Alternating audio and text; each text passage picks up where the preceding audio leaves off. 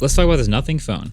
Yeah, I think the first thing we have to talk about is like the views we've been getting on that video, which is insane. It's crazy. So I was like, we've been avoiding talking about the Nothing phone because there's like nothing to say. Oh, the puns. Here we go.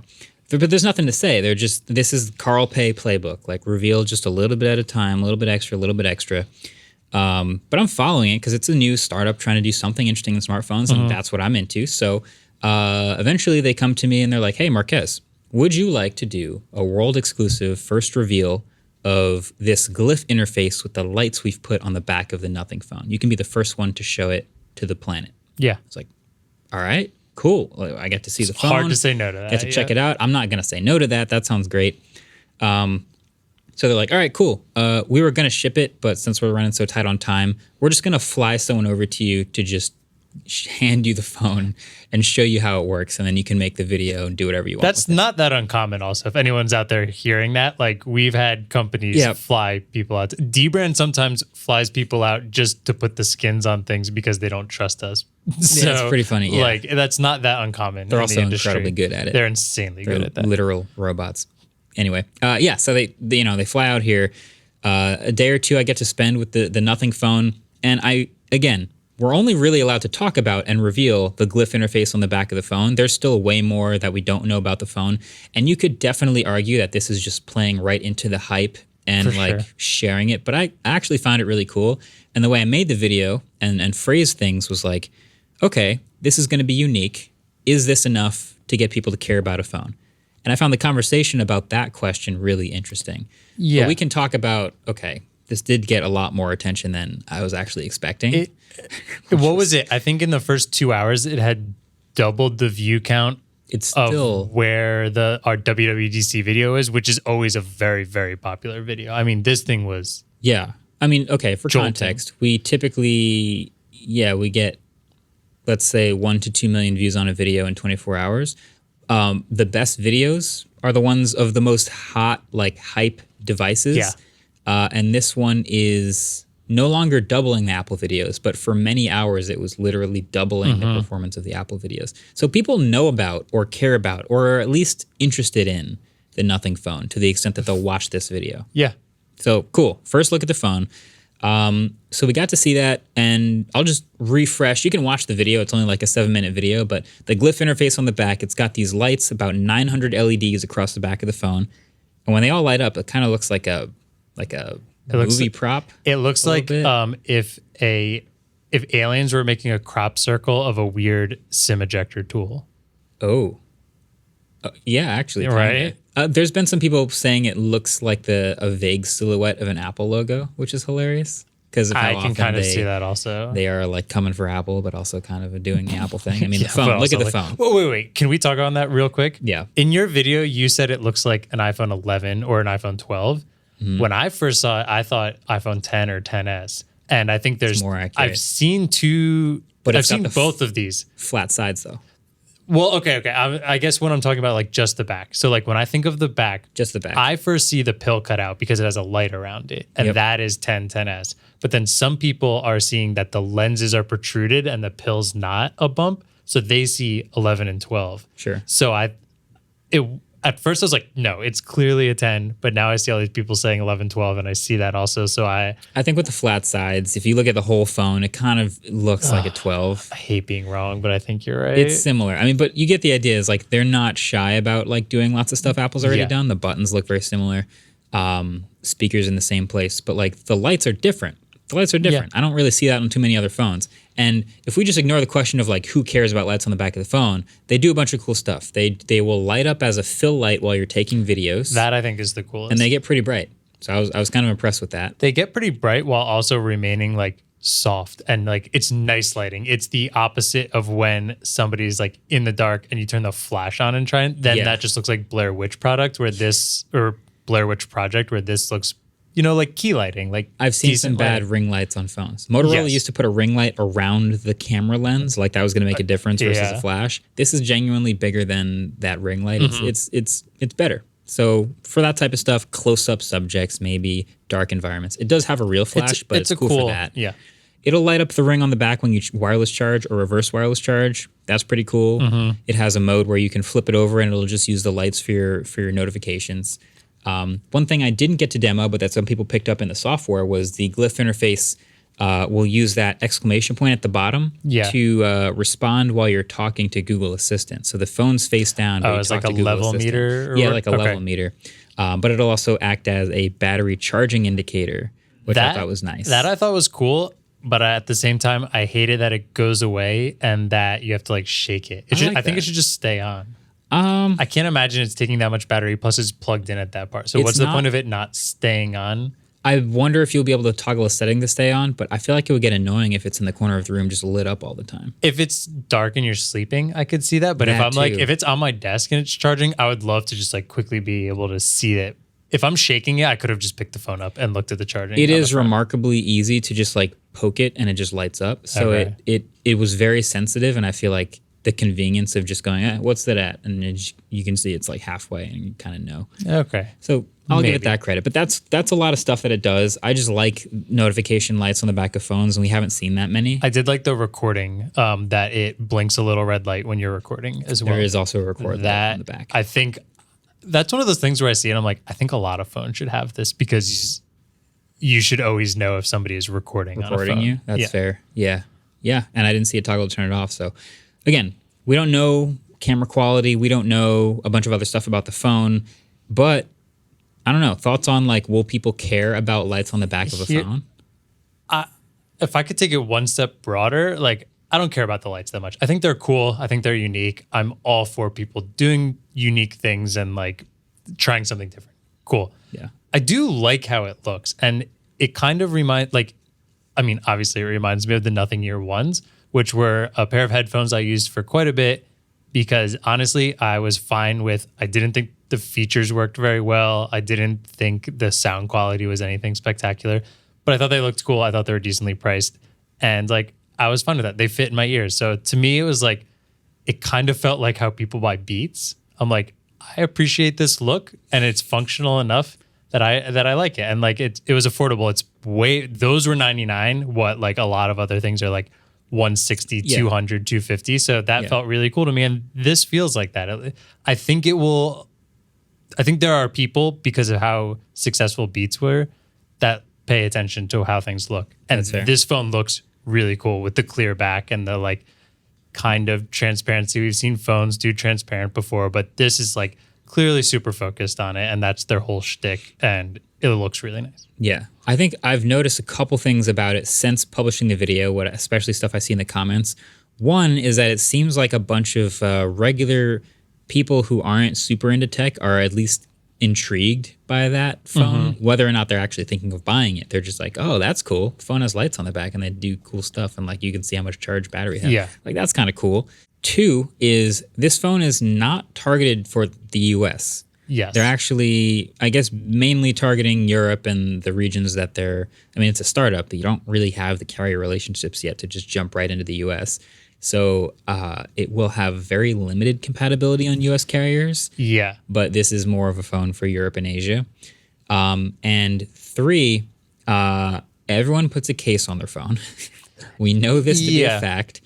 How do you navigate that? Do you just sell a clear case, or do you have like a case that like just cuts out the lights on the back or something, I guess? I think there will be a few like that. I would be very, very surprised if this didn't come with like a clear case in the box, because in the box. Think about every other phone we've seen that really cares about the back of it. So basically a lot of like Oppo, Realme, Xiaomi phones that have a very unique colored back usually comes with a clear case. That's true. Any of these like Naruto phones or the Dragon Ball phones, those always seem to have a clear case in them. So I think any phone, and even some super budget ones we've seen, still come with a clear case when they care about the back. And this is like the phone to care about the back on. Yeah, probably more than ever. I would bet it comes with a clear case. I like your idea of ones that just have the lights cut out. Just cut out, just the lights. Like a custom. What was the HTC phone that had the dot matrix on the front so you could tell the time? Yes. That was actually a screen cover. That was an amazing feature. Back in the time, cool. that was on the same level of like, Is it a gimmick? Is it a feature? I don't know, but it's kind of cool. But it was like the one M8. I mean, did you see how excited you just got when I mentioned that?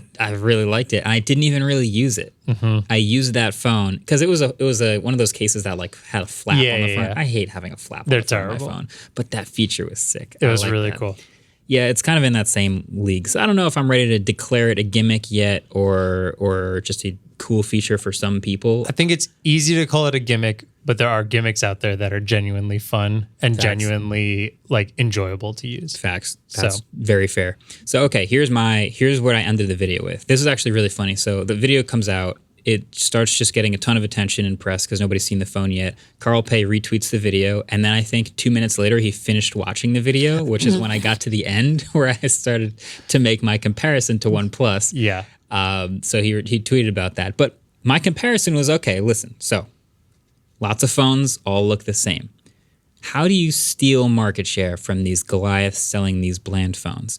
You do something a little different, something a little cooler, just to target some group that's going to like it, and that group will buy your phone. So you just made an enthusiast phone for some group. Yeah. You stole the market share just from those small group of people, right?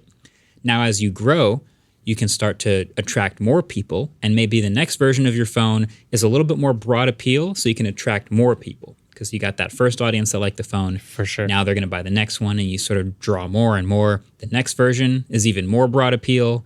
You attract more. Next version is even more broad appeal, until you got to this point where you've started making bland phones yourself that sort of feel like they've abandoned the roots of being targeted to an enthusiast. Yeah. Sound familiar? It does. Yeah. I think also, I want to add on there, I think a lot of people forget that Poco phone went that way as well. You're talking about OnePlus. I'm talking about OnePlus. But Poco phone, like, to me, that's what it feels like too. Poco phone had this like insanely hyped original phone that came out. You couldn't mention a smartphone for like 6 months without somebody comparing it to the Poco phone. Crazy amount of people who were obsessed with this thing. Yeah. Then they just kind of go away, and then they come back and release not the second version of that, but like 10 other ones. And now I just feel like Poco's just making a billion phones, and I don't know what they're... Yeah, that's a little different because they just diluted super hard. Like there was one they did Poco it super phone. Fast. Yeah, there was one Poco phone, and it was like, this is the GOAT legend. Like if you don't have any budget phone comparison to this phone, like this is the one. And then within 2 years, it was like, now there's 9 Poco phones. And we don't know which one is which, other, one is the one you buy. They've saturated their own market. Exactly. So that's another version of what could happen. They just jump from step 1 to step 10 basically in like a single year. Whereas OnePlus was, they were gradually, but it's also, when you think about though, as there's this weird standpoint from the fans as well, because when you're an enthusiast of a phone like that, all you want to do is convince other people that this thing you're enthusiastic about is right. Mm-hmm. And the more people you then convince that come over, then that group gets bigger. And then that product needs to adhere to a bigger group of people. And then they bring in more people, then has to adhere to more people. And it's kind of... you're cannibalizing yourself. The companies and the fans are both basically just turning.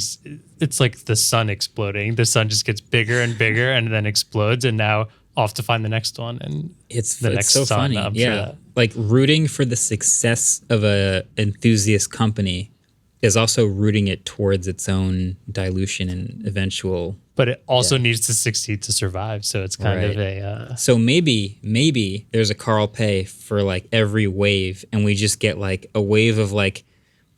So we have OnePlus, right? OnePlus has like 4 or 5 glory years before they fade into like being generic. And then as they start to fade, another company comes along with another Carl Pei, and that's nothing, and they start to make cool phones. So you jump from the last of the good OnePlus phones. I think to it's the same nothing. Carl Pei, actually. It's actually the same Carl Pei. But then, 5 or 6 years later, they're going to start to want to jump out of the nothing bandwagon because they've gotten too generic onto the next one, and we just keep having this arc over and over again. But here's the difference, though.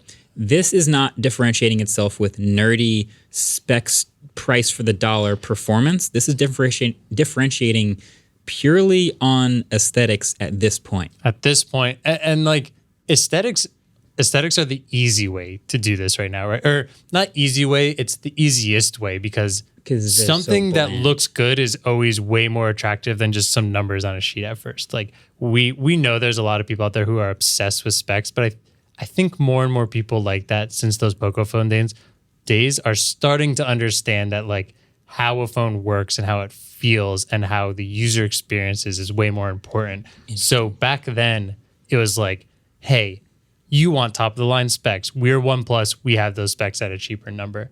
Now it's like you want this incredible user interface and just like overall user experience. And it's hard to show that without showing software. So they're like, look at this. I'm already showing you some experience in the design aspect of this phone. Yeah. So it feels almost like a different route, but also very similar route. I think because they're differentiating with a different thing, which is design feature, I think they have a chance at attracting a different starting audience. So I think there are people right now who are following Carl Pei, following what might be another OnePlus, who will probably be disappointed when the design is the differentiating factor instead of what the old stuff we were expecting was. It's funny because if I can interrupt for a second. Yeah. The way you're saying that, I saw it as a positive of that old OnePlus enthusiastic crowd believes in Carl Pei. So Carl Pei has them already. Now he needs to bring in the other side with the design aspect. So this is now a culmination Can you keep them of both? two sides. Can you keep them both? That's going to be the question we're going to find out very soon because we know so little. But I think right now, Carl Pei has in his hands and like eyes on him, the old OnePlus fans, and now he's bringing in the new aesthetic. I'm going to call them the smartphone beats. The hype beats. It's on StockX It's literally on StockX. I think the top bid is like over $3,000, which is the nuts. hype beasts. But so I think right now that's where it is. And then once we find out everything about the phone, what you said, we're going to see who that's targeted the at. thinning of the crowd. We'll see. Hopefully both. We'll see. I'm sure Carl's hoping. Yeah, it'll be a success if you can appeal to both groups. But yeah, that's always been such an interesting thing when you look at like the iPhones or the Samsungs of the world. It's like, this is a huge company, but they're also selling this phone to so many millions of people that it cannot have, it by definition cannot have features that are designed for small groups of people. So you can't be an enthusiast phone at that scale. So you can easily differentiate from the Samsungs and iPhones of the world, but can you keep them? And the problem is every single one of those companies that caters to them at first wants to be the other company eventually. No matter how much you believe that they're there for the little guy, that company wants to be the shark. Yeah. They want to eat the other fish. Oh, are we talking about what is it again? The menorah? Remora, I thought. Yeah, the remora. Well, I guess I think that's more really feeding. It's more like dependency. This one wants to be the shark that has the remora. They want to be a whole another shark. Yeah. That's fair. Yeah, I don't know. We'll see. We'll keep an eye on the Nothing phone. We'll also keep an eye on the hype levels. Like I said, this video. The hype levels right now are just rising astronomically. And I think they're going to continue to rise. And we will see when money is put on the table if it stays there. Right. I think that will be a very big, I mean, obviously that'll be a really big tell of so how by this company goes. July 12th. That's July when it's coming 12th out. is launch and you can order then? That's when I believe you'll be able to order, but that's at least when it's coming out. All right. We'll check back in a couple weeks. Yeah. Stay tuned for that. Thanks for watching this clip. This clip was brought to you by Europa, one of the moons of Jupiter. It's one of the only moons with liquid water. But fun fact, all of that liquid water is underneath the surface of the moon, which is solid. It sometimes has volcanoes of water that plume out into space like 100 miles.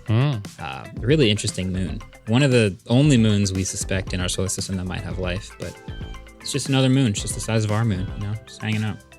I hope they pay well for that ad. Yeah. That was boring. Europa's fascinating. There's so many. I'm on the Wikipedia page right now for it. If you finish watching this clip, I suggest you go check it out. So what you're going to do is you're going to go down, leave a comment, and then you're going to hit the like button, hit the subscribe button, and then Command T, and then just Google Europa Wikipedia and just scroll for a while. Just check it out. All right, that's it. See you guys later. I did not approve of this message.